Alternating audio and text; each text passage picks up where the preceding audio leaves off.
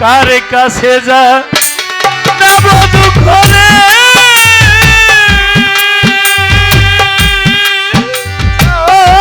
দুঃখের কথা কারে কাছে জানাবো পুরা মনের ব্যথা ওরে মিরাজ ভাই কার কাছে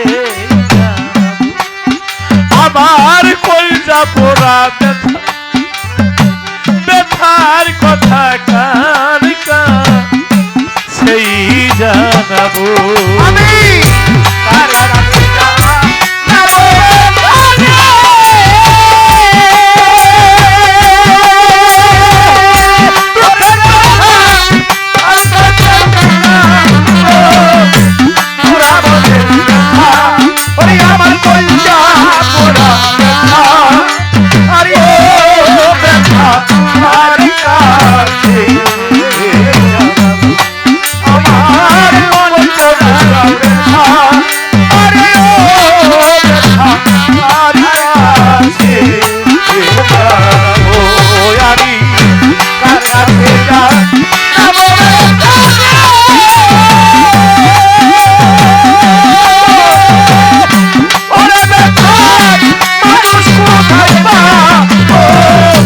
পুরা মনের ব্যথা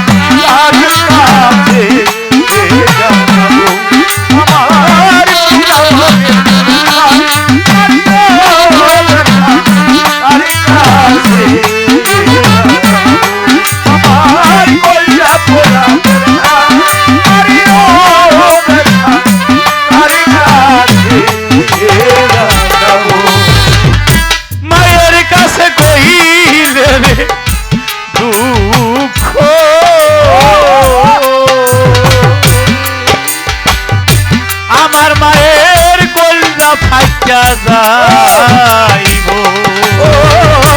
মায়ের কাছে বলে রে আমার মায়ের কলজা ফাইটা যাইব। ঘরটা নতুন, খাটও নতুন, টেলিভিশন নতুন, মোবাইলটা নতুন, সব নতুন। ঘরের মধ্যে পুরাণের মধ্যে মায়ার বাবা। কিছু কিছু বউ ভালো আছে, আবার কোন কোন দরজাল মার্কা বউ আছে। দিন বইরা জামাইর লোকে ঝগড়া করে, তোমার মা বাবার অন্য কোনো জায়গায় পাঠায় দেয়। কেন? খালি খতখত করে কাছে মেহমান আসে না, বাড়ির মধ্যে পোলা পাইন লেখাপড়া ঠিক মতো করতে পারে নাই, বুড়া বুড়ি থাকলে আমি বাই থাকবো না। ঝগড়া কয়দিন ভালো লাগে? একটা পর্যায়ে ছেলেটা মায়েরে বাবা রাখে, মা বাবা আসো তোমাদেরকে ভালো একটা জায়গার মধ্যে রেখে আসি। কোথায়? বৃদ্ধাশ্রমে। বৃদ্ধাশ্রমে নিয়ে মায়েরে বাবারা রেখে আইছে। ওটা সুখের আর অভাব নাই। ঘর নতুন, খাট নতুন, টেলিভিশন নতুন, মোবাইল নতুন, সুখের আর অভাব নেই। বুড়া বুড়ি নাই। আমার অনেক যুবক ভাই এখানে আছে, মনে রাখবেন যেদিন থেকে মা আর বাবা সংসারে থাকবে না, সেদিন থেকে আল্লাহর রহমতরা ঘর থেকে চলে যাবে। বুড়া বুড়ি থাকলে ঘরের বউর একটা ভয় থাকে, স্বামীর সাথে জোরে কথা কয় না। শ্বশুর শাশুড়ি আছে না, যখন শ্বশুর শাশুড়ি থাকে না, অনেক সময় 12 বছর বিদেশ করছে, টাকা পয়সা দিছে, হিসাবই দিতে পারে না। হিসাব চাইলেই ঝগড়া করে। তো পুরুষ মানুষ 12 বছরের টাকা, এই সোনার যৌবনটা আমি মরুভূমির মধ্যে শেষ করে এলাম, আমার সম্পত্তির হিসাব দাও না, রাগ গোসা করে না। ওই হিসাব যখন দিতে পারে না, তখন এর চাইতে বড় গলায় কথা কয় স্বামীর সাথে। রাগ করে একটা থাই থাপ্পড় দিতেও পারে। কিন্তু যেই ঘরে মা বাবা থাকে না, ঘরের বউ উল্টা মাইরা বউ। কথা সত্য কিনা? সত্য। উল্টা মাইরা ভাই। ভাই রে, পকেট মাইর টাকা নিয়ে গেলে চিল্লায় বলা যায় আমার টাকা নিয়ে গেছে।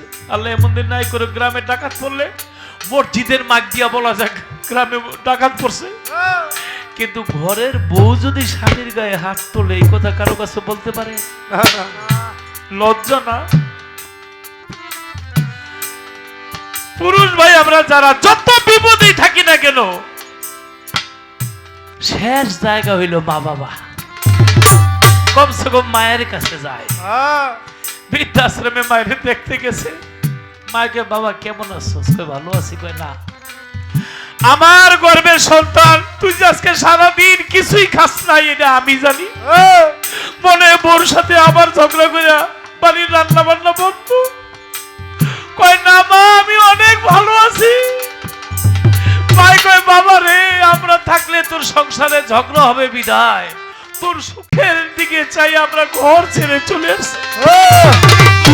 তুই কি সুখে আসোস? কিন্তু মায়ের কাছে দুঃখের কথা কইলে মা তো কলজা ফাইটা যাইব। মায়ের কাছে কই দুঃখ, আমার মায়ের কলজা ফাইটা যাইব। মায়ের কাছে বলে রে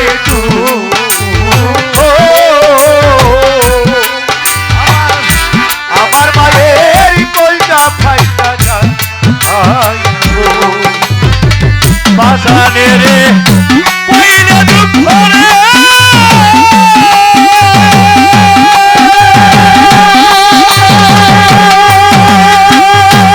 ওরে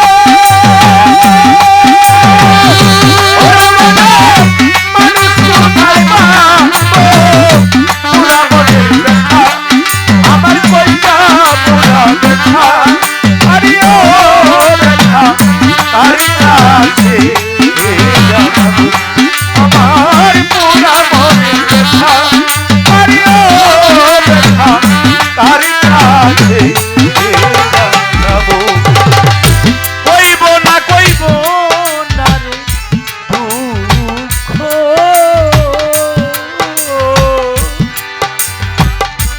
এই বুকেতে সামলাইয়া রাখি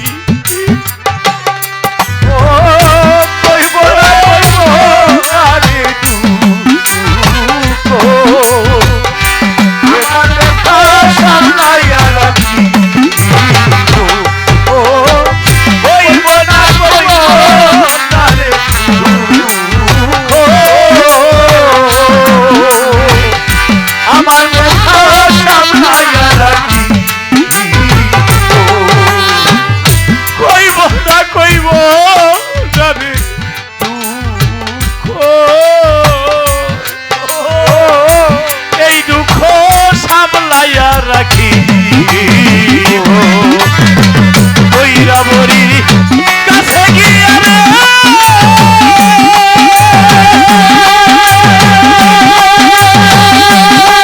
সরকার রশিদ কইরা যাইব কইরা মরি কাছে গিয়া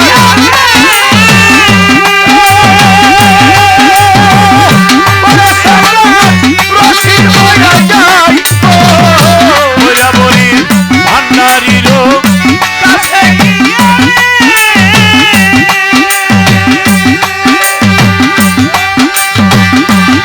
সরকার রশিদ বইরা যাই মাতারিও কাছে গিয়া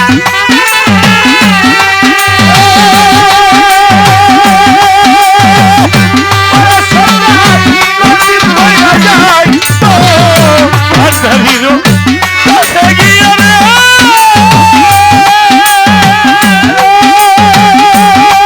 সরকার রশিদ কইরা যাইব পুরা মনের ব্যথা আমার করে যার মন ব্যথা আরে ও ব্যথা তার কাছে জানাবো আমার পুরা মনের ব্যথা আরে ও ব্যথা তার কাছে জানাবো সন্তান যখন মায়ের গর্ভে ছিল আমরা জানি মা বারবার বমি করে কেন জানেন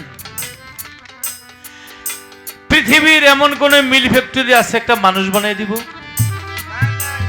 এই কারখানাটা মায়ের গর্ভে ডিসকভারি চ্যানেল একটু দেখেন মোবাইলে স্মার্ট মোবাইলে যে কিভাবে আমার মায়ের গর্ভের মধ্যে তুফানের মতো তুফান বইতেছে কি তুফান বইলে একটা নাক হয় একটা চক্ষু হয় বিজ্ঞান বলে এক একটা চোখের মধ্যে 13 কোটি ক্যামেরা দুইটা চোখের মধ্যে 26 কোটি ক্যামেরা কোথায় তৈরি হয় মায়ের গর্ভে তাহলে কি মেডিসিন এখানে আসে সাগরের মধ্যে আর কি তুফান হয় এর চেয়ে বেশি তুফান হয় মায়ের গর্ভে যখন লতিফ সরকার গর্ভে ছিল বিরাজ ভাই যখন মায়ের গর্ভে ছিল মা কিছুই খাইতে পারে নাই যা খাইছে সব বমি করে ফেলাই দিছে উপরে চামড়াটা না থাকলে দেখতে পারতেন মায়ের গর্ভে কি বেগে তুফান বইতেছে ভূমিষ্ঠ হওয়ার পরে পিঁপড়ায় খাইব মাটিতে রাখে নাই মাথায় রাখে উকুনে খাইব মাথায় রাখে নাই সেই সন্তানের যদি ঘরের স্ত্রী হাত তুলে আর যদি মা বুঝতে পারে মায়ের কি কলিজা ঠিক থাকে চূর্ণ বিচূর্ণ হয়ে